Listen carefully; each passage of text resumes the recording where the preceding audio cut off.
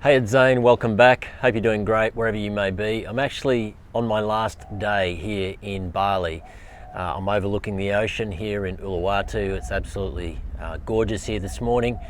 And I wanted to come to you before I jump on a plane and head back to Australia. I've done quite a number of consultations since I've been away. And there is a question that is coming up quite often.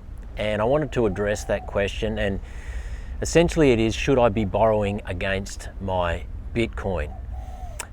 Those of you who have been in Bitcoin for a little while will know that, with capital growth and as this asset really starts to become valued at an even higher and higher level, it's going to become very, very tempting and I guess enticing for us to want to access liquidity in our Bitcoin, and obviously one of the ways to do that is to borrow against it. So essentially it gives us the opportunity for us to, I guess, have our cake and eat it too, as they would say. But I just caution you right now to, watch this space. I wouldn't be jumping into that right now. And the reason I say that is because when you put your Bitcoin up as collateral, there's a couple of issues that you'd have to keep in mind. Number one is essentially you hand over the keys to your Bitcoin. Yes, it can be in collaborative custody where they hold a key, you hold a key, but the reality is that you expose yourself to counterparty risk. And we've seen before, historically, in other cycles that particularly during bull markets, which we're about to enter, things can get a little bit out of hand, and some of these exchanges and lending platforms that haven't been around for that long, they can fail, and they do fail, and we've seen it in the past. And so I just caution you right now. I think this is a fast moving space. It is a rapidly evolving space. I'm not saying, don't borrow against your Bitcoin in the future. I'm just saying that allow this space to play out, allow this industry to evolve, allow the financialization of Bitcoin to play out. But to be diving in right now, when it's so early, there's so much to play out. I would be cautioning you to do that very, very carefully. But my preference would be for you to actually just sit on the sidelines, let things unfold. Continue to do the three things I always talk about, which of course is to just keep stacking.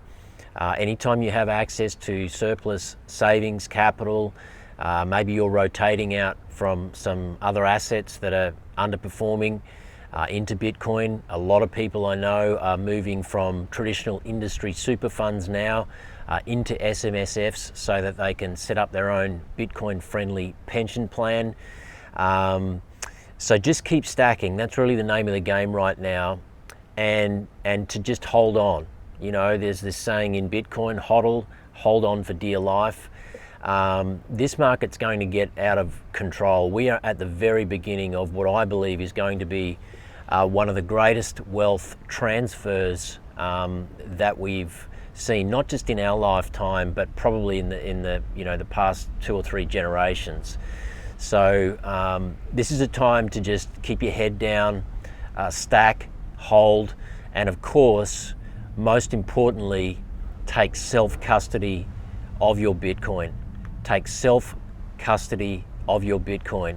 I am talking to people who still have their Bitcoin on exchanges, in wallet setups that could easily be compromised. I would just say, get your Bitcoin into self-custody in an air-gapped, Bitcoin-only, open source wallet. And if you can do that, then that would be what I would say step one or base one as far as getting your security in check when it comes to Bitcoin. Yes, there are other layers to it. You can do things such as run your own node. You can set up succession planning, encrypted vaults, all of those kinds of things, which is a whole other level that you can get to, a more advanced level down the track. But right now, I'd just be ensuring that your Bitcoin is off exchanges, in self-custody, and then the next step to that would be ensuring that you're using an air-gapped device that is Bitcoin only, because when you have a Bitcoin only device, you reduce the surface area of potential malware and hacks that are associated with a lot of these devices out there that support umpteen different cryptocurrencies on the market. You really don't want to have your Bitcoin, the most precious, pristine collateral that we've ever seen. You don't want it at any kind of risk whatsoever, and so you want to be sticking to Bitcoin only wallets and devices. So should you borrow against your Bitcoin in the future, I believe that the optionality will be there. Right now, the most you can get is 50% LVR on your Bitcoin. So in order to access, say, $200,000 of liquidity, you would need to post $400,000 of Bitcoin. To me, that's not a good deal right now, particularly when you're paying 12 to 14%, which is what these lenders, the likes of Ledden and Strike, are offering. We know that the People's Reserve is a Bitcoin-backed mortgage product that is coming, headed up by a gentleman by the name of CJ Konstantinos. I'd encourage you to check out the People's Reserve. It's not live yet, but CJ is on a lot of the different interviews and shows and podcasts recently, really explaining how that is going to work. Guys, we just have to understand this space is evolving. You're in the right asset. Just hold on to it. Keep doing what you need to do, which is just acquire as much Bitcoin, as many Satoshis as you can right now, and just sit tight. Just put it into self-custody and sit tight, and let this space evolve. That would be my recommendation to you. People I have these conversations with one-on-one, they get it. They appreciate my guidance in this area, because I know how easy it is to be seduced into these loan products. If you go to these websites, it's all very attractive. It sounds like, you can have your cake and eat it too. But honestly, once you start scratching the surface, you begin to realize that you are going to be far better off to just hold on to your Bitcoin, let everything play out. I also believe that, a parallel economy is coming. I really believe, in the US right now, we've got a big fast food chain called Steak and Shake. I'm not a fan of it.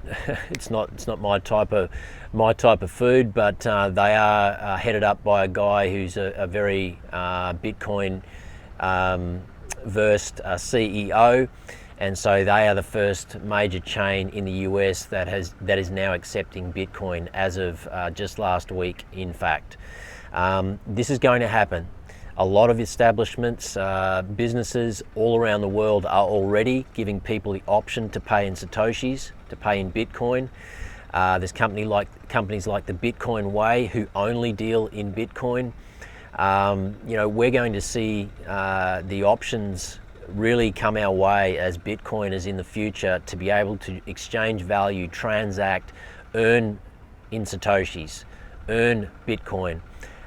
So just remember that it's not just a store of value, it is also a medium of exchange. And so I just want you to keep all of that in the back of your mind. You will have access to liquidity. You will be able to utilize your Bitcoin for your lifestyle, for the purchase of assets. Just keep in mind you have the best asset to be in right now, and in fact I believe the best asset that we've ever seen, because it is decentralized, nobody can change it, it is fixed, it is finite, it is completely portable, it is permissionless, there is no counterparty risk, and I just want you to make sure that you keep all of that in mind and really let this space evolve, and just keep your eye on the prize is really my message. So I hope you got something from that today. Please let me know in the comments below your thoughts.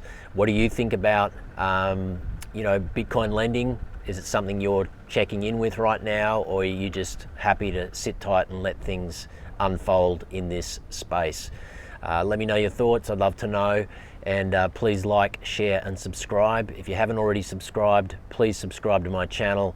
It's a community that I'm building, and lots of great sharing of wisdom and insight always in the comments, people supporting one another on their journey. I have new Bitcoiners, I have established Bitcoiners, people from all walks of life, and of course I do one-on-one consultations every single week. If you'd like to book a call with me, no matter what stage you're at on your journey, I know I can add value to where you're at, can point you in the right direction, give you guidance, help you with self-custody. If you're looking to roll over a underperforming industry superannuation fund in Australia, I can tell you where to go to get a properly set up Bitcoin-friendly SMSF, and everything in between. So if you want to have a chat with me, one-on-one Zoom call, you'll see the link in the show notes. Other than that, I'll see you on the other side. I'll be back coming to you from Australia in the front seat of my truck in the next 24 to 48 hours. So I look forward to seeing you then. Thanks for your support. Like, share and subscribe. I'll see you really soon. This is Zane signing out. Bye for now.